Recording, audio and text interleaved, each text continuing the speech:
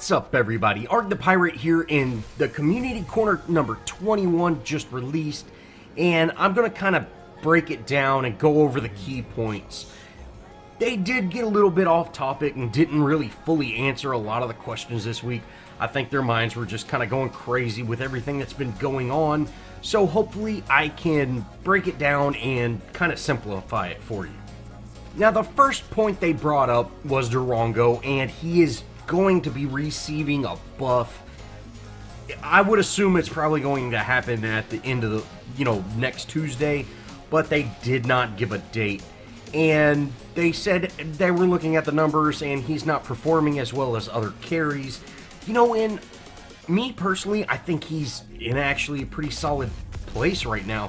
He's got one of the highest support or, utility kits for an ADC with one of the higher damages. The only one that can kind of compete with him is Grim, but with Paragon the way it is now, everything's just about hyper damage, so he is underperforming apparently, and he will be receiving a buff. Now, they specifically said that they're going to give him more damage through attack speed, so an increase to attack speed as well as increasing his health, which, if they're not actually tuning his numbers, I think this will still keep him fairly balanced.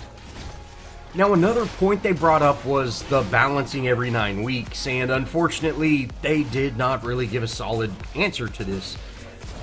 Before version 42, they said, hey, we're only going to balance the game every 9 weeks, and I really think that was because so much of their team was devoted to version 42 that it was hard for them to devote people to balancing when everything's going to just be changed anyways.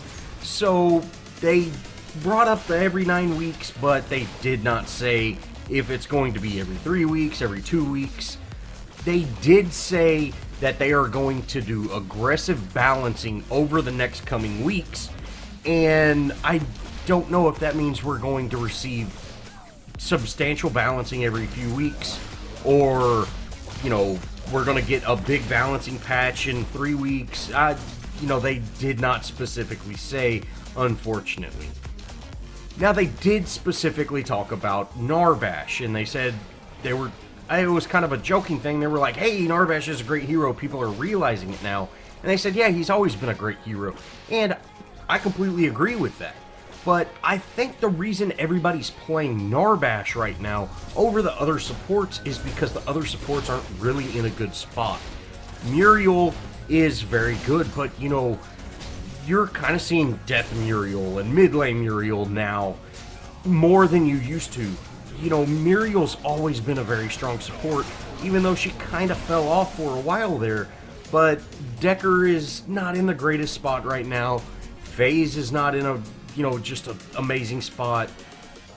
Richter is, absolutely amazing right now, but you still don't see him near as much as you used to because, some of his kit is really just not super helpful. And that's kind of leading up to another thing that, one of the last points that they made is they're doing reworks on over 20 heroes, which they did not give a date, and they said the reworks are a huge difference. Some are going to be like Iggy, where it's a full rework, and some are just going to be minor tuning, and they specifically talk about Aurora. Now, Aurora is a great hero, but they said, hey, she struggles catching up to people just because her animations are so slow. You can very easily dodge out of her ultimate because, it's a crazy long animation. Or her Hoarfrost is a very long animation as well. So they talked about just making her a little bit faster, which I think that's great. That's an amazing thing that needs to be done. But they also said, there's going to be some significant changes. But again, we did not get a date on that, so we don't really even know when the small little tuning things like Aurora is even going to happen. Now, the last thing one of the things that they brought up was counterpicking heroes and counterpicking cards, which it wasn't the last thing. The 20 heroes thing was the last thing. I'm kind of going out of order just because the one fed off the other. But anyways, besides that, they mention counterpicking cards versus counterpicking heroes in a sense.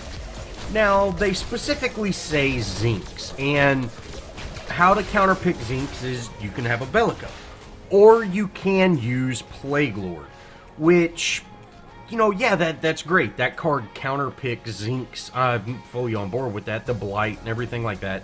Reduced healing, you know, that works great. But I kind of want to say, is that the direction Paragon is heading? Are we going to need to have just massive amount of decks for, like, hey, this is my Twin Blast deck if the enemy's playing a Wukong, or this is my Twin Blast deck if the enemy's playing a Iggy, which, you know, we've kind of always had a little bit of that, but you didn't specifically counterpick, this is my deck if I'm playing mid lane and they have a Zinks, because I need to have this Blight card. You didn't really have that before. You had, like, hey, they've got an Aurora. I need to play a hero that has Purity Sensor. You know, it wasn't near as vast as, hey, if they have this card, this card, this card, this card, I need to counter with these 3 cards. Or if they have this hero, I need to make sure that I have at least this card, if not this card with this hero. And, you know, that, to me, that's a whole level of complexity that's really tuned for that high-end competitive gaming, which Paragon has always been a competitive game, but it's not quite on that level. And, you know, if that is the case, if that is the direction that Paragon wants to go, you know, they've always had the idea of esports, which is great.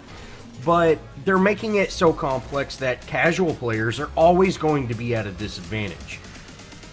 Which, on the same side, you can't say casual players are not going to be playing against non-casual players. But there's Smurf accounts, there's, you know, there are some heroes that are very skilled, but they are at lower elo because they don't have a team to play with, or things like that. Or, you know, there's some heroes that they might be fully aware of how to do things, they're just not very skilled, and just knowing how to do things is, or knowing how to build your deck is going to give you a huge advantage. And that's, you know, that's always been the case, but it seems much more complex than it used to. Having just one hero with Plague Lord can almost shut down Zinks, you know, and that's huge. Having just one hero with this one card completely shuts down a whole hero. You know, that's massive. And, you know, that's always been the case with Aurora. Like I said, you could have Purity Sensor in. If you have a team that your frontliner had Purity Sensor, Aurora was just completely useless. But that's along the same lines as, you know, counterpicking the heroes. And so, yeah, I just, there's a whole second layer of complexity, and we've just barely touched on some of the combinations that you can have, and this card counters this card, but it only does if they don't have this card. And I don't know, that seems to me it's too much. I would really like to get the question answered, is that the direction Paragon is going? Is it going to turn into a counterpick game over a skill-based game? And, you know, I would really like to know if that's where Paragon's going. And I did kind of ask the question, so hopefully we can get a response from that. Now, another thing that they didn't bring up, but I'm really interested, is if we're talking about counterpicking cards and counterpicking based on what the enemy's picking, you know, you're always going to need to pull out your little menu and see, oh, Countess has Shadow Walker on. Okay, I need to be prepared for that. Are we also going to see what decks that they're picking? You know, are we going to be able to see, like, hey, this is a Death Growth, you know, jungler. Are they going to actually put those cards up? Are we going to see what cards that they have in their decks? You know, that, to me, you can't play competitive so much if you don't know what the enemy team is building. You can't counterpick for, like, let's say a Rampage. You want to counterpick Rampage. Well, you can't do that if you don't know if the Rampage is building, you know, a fighter or a sustainer, or, you know, the Withering Shadow build where they just out heal and just stand next to you and you die. You cannot counterpick that, because by the time you get to that point, you know, and actually you're able to see their cards, you can't pick your deck. You know, your deck's already locked in. So it's kind of like, are we going to see changes with the decks? And when you pick your hero in the draft, you have to pick your deck so we can at least see the affinities that you're picking. You know, to me, that would bring a competitive nature to it. Right now, it's just guessing and you hope you're right. And, you know, that I would like to see that guesswork taken out.